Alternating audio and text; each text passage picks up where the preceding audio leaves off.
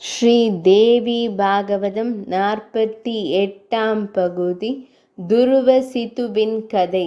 முனிவரே, தேவியை பற்றிய மேலும் பல விஷயங்களை தெரிந்து கொள்ள விரும்புகிறேன் என்று ஜனமேஜயன் கேட்க, வியாச முனிவர் கூறியதை முனிவர்களாகிய உங்களுக்கு கூறுகிறேன் என்று சூத முனிவர் கூறத் தொடங்கினார். முனிவர்களே, கோசல தேசத்தில் உள்ள அயோத்தி என்ற நகரை துருவசிந்து என்ற மன்னன் மிகவும் நீதியாக ஆண்டு வந்தான்.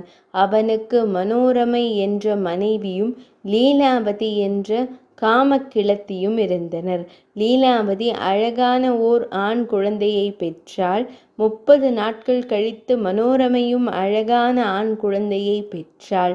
அதனால் மிகவும் மகிழ்ந்து துருவசிந்து மிகவும் அவதானத்துடன் இருவரையும் வளர்த்து வந்தான். மனோரமையின் பிள்ளைக்கு சுதர்சனன் என்றும் லீலாவதியின் பிள்ளைக்கு சத்ருஜித் என்றும் பெயரிட்டான்.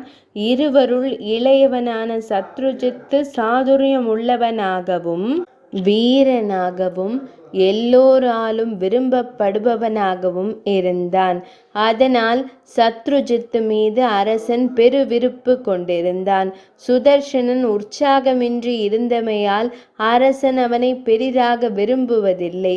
ஒரு நாள் வேட்டையாட காட்டிற்கு சென்ற துருவசிந்துவை எதிர்பாராத வகையில் சிங்கம் ஒன்று கொன்றுவிட்டது.